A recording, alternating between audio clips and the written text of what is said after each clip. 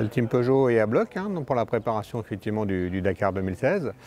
Le Maroc est une étape, pas la dernière. On a encore quelques séances d'essai derrière.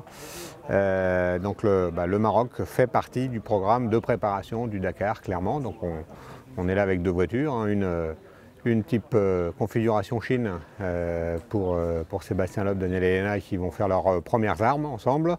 Et puis le modèle de 2008 version 2016 qui fera ses premiers tours de roue en course, mais qui en est vraiment au début de son développement.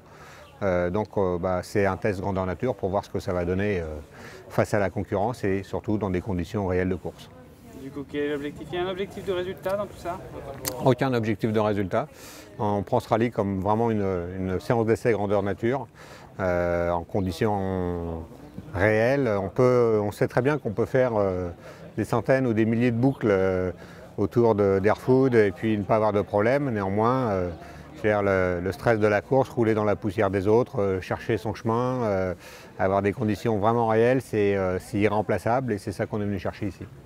Pourquoi le Maroc? Parce qu'il y a tous les terrains à chercher? C'est du vrai désert, même si ça ne va pas forcément correspondre à la typologie du parcours du Dakar 2016. Mais effectivement, il y a beaucoup de désert. Il y a aussi une proximité relative avec l'Europe. On était en essai pas bien loin d'ici, donc on continue, on était sur place, on va rouler en course. Il y a eu la victoire en Chine, le doublé. Ça met de la confiance, on sent que l'équipe vraiment grandit. Oui, je pense qu'il faut remettre tout le projet en perspective. On a attaqué le Dakar en 2015 avec un délai extrêmement tendu. On s'est battu pour pouvoir le faire. C'était extrêmement court en termes de délai. Néanmoins, on s'est dit que c'était la meilleure solution pour progresser et progresser rapidement. On avait bossé la fiabilité avant cette course-là. On a rempli toute une première partie du contrat en amenant deux voitures au bout, la troisième étant accidentée. On a effectivement beaucoup appris. Depuis le Dakar 2015, on a beaucoup travaillé la performance de la voiture et on a vu, même si la concurrence n'était pas tout à fait à un niveau complètement international en Chine, que la voiture a bien progressé. On en a aussi profité pour faire une évolution assez profonde pour la version 2016. Donc on est sur notre trajectoire de développement classique et même, je dirais, elle est plutôt rapide cette trajectoire-là. On progresse. On progresse vite. Maintenant, on connaît aussi la difficulté des courses de rallye raid, en particulier du Dakar. 2 semaines de course, je sais pas, environ 5000 km de spécial.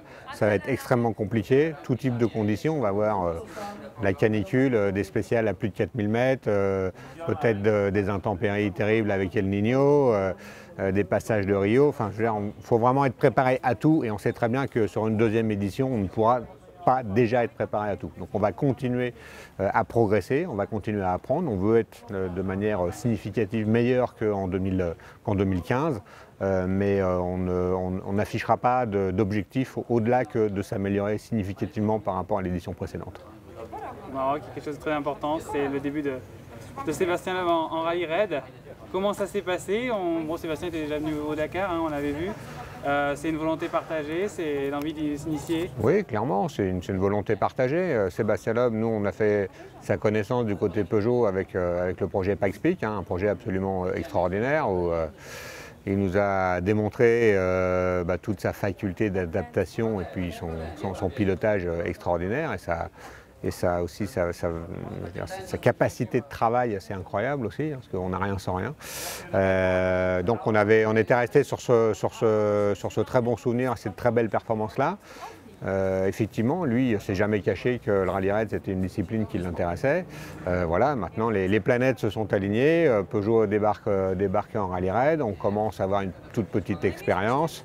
Lui a pu se dégager du temps, donc les deux ont fait qu'on a réussi à se retrouver déjà sur ce Maroc édition 2015.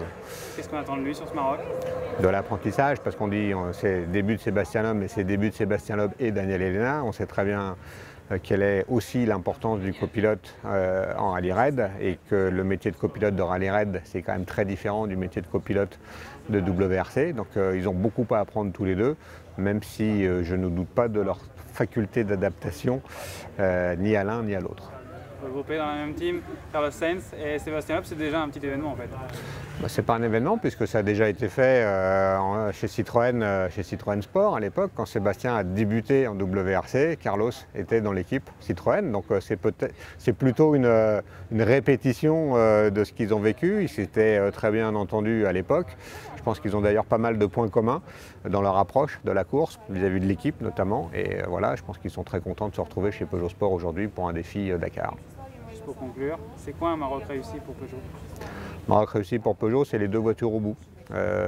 Parce que ça voudra dire que Daniel et Seb auront pris un maximum d'expérience et ça voudra dire que nous aurons pris un maximum d'expérience sur la 2008 DKR version 2016 sur l'ensemble des 5 étapes.